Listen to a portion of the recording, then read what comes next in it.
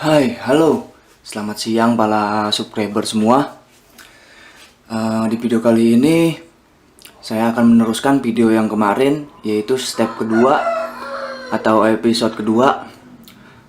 Pada waktu video kemarin saya mengupload tentang cara mengawin silangkan betina hias dan pejantan aduan atau pejantan laga.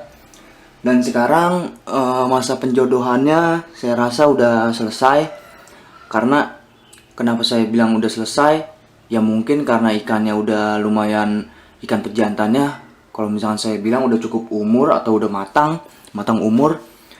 Jadi pejantannya itu udah bisa. Nih lihat teman. Nah, tandanya kalau misalkan dia udah siap, dia ada busa-busa di situ teman bisa perhatikan tuh. Nah, ada busa-busa di situ. Nah, itu ada busa-busanya udah banyak teman tuh.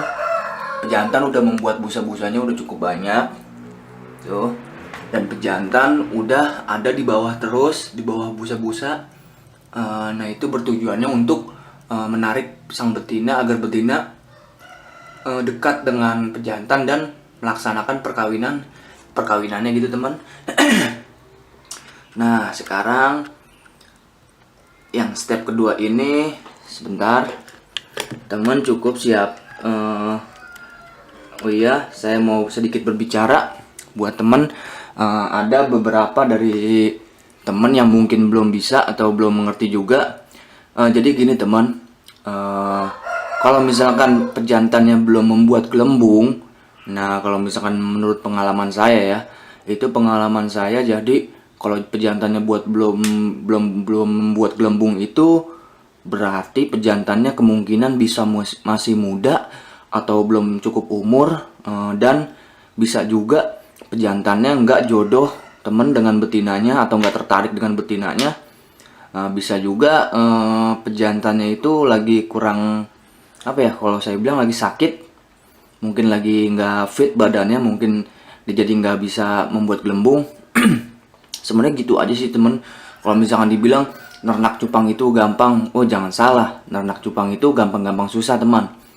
Ada yang bisa langsung hari itu pun bisa langsung dijodohin, ada juga yang enggak, yang lama masa penjodohannya.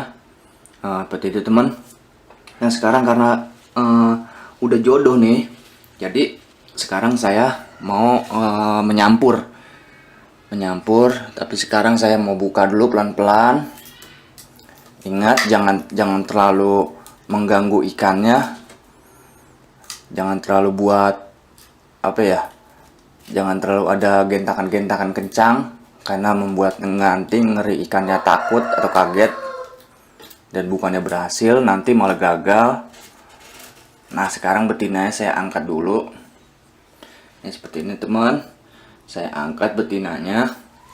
Dan sekarang teman udah bisa masukin betinanya ke ini nih, ke wadahnya, wadah pejantan.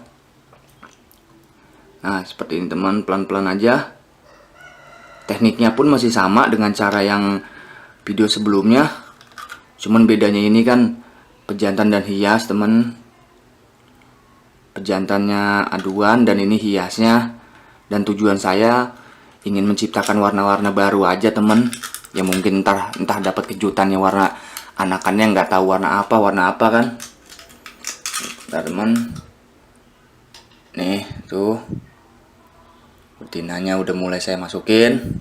Nah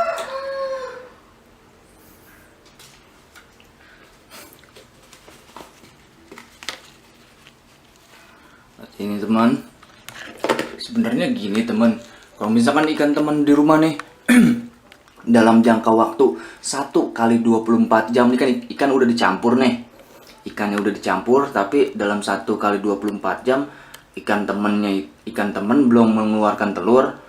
Nah itu ya kalau misalkan 2 hari belum mengeluarkan telur juga, berarti kalau misalkan saya bilang itu kurang normal atau ada kesalahan dari kita, atau emang mungkin ikan yang nggak jodoh yang tadi saya bilang. Nah tuh lihat teman, pejantannya betinanya udah mulai diusir dipukul. Sebenarnya emang seperti itu teman. Cara perkawinan binatang ya emang seperti itu. Saya juga nggak tahu maksudnya apa, karena mungkin hanya itu binatang aja yang tahu. Nah seperti itu teman tuh, biar pejantan memukuli betina agar betina mau sih sebenarnya, agar betinanya mau dekat pejantan. Nah begitu teman. Nah kalau misalkan teman nanya, bang itu dipakein air daun ketapang apa belum? Jadi kalau mau makan daun ketapangnya itu nanti kalau misalkan burayaknya udah netes, nah teman boleh pakein daun ketapang biar pH airnya itu lembut, nggak terlalu ekstrim buat burayak. Kalau misalnya buat biangnya itu kan ya oke lah, taruhlah dia kuat untuk menahan pH tinggi, tapi kan kalau misalnya untuk burayaknya itu kita antisipasi aja biar burayaknya nggak ngerasain air yang terlalu tinggi pH gitu teman. Nih ikannya. Nah kalau misalkan teman mau tahu, ikan itu masa perkawinannya sekitar kalau misalkan sore itu dia sekitar jam 5 sampai jam 6. Nah itu masa perkawinan ikan.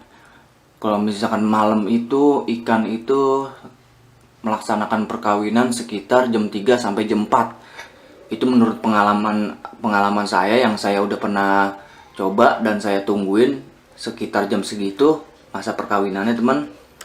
Tuh lihat. Nah nanti temen nggak usah takut, nggak usah khawatir kalau misalkan ikannya kayak berantem. Itu bukan berantem, itu cuman emang kayak gitu, yang tadi saya bilang emang kayak gitu, cara perkawinannya emang seperti itu.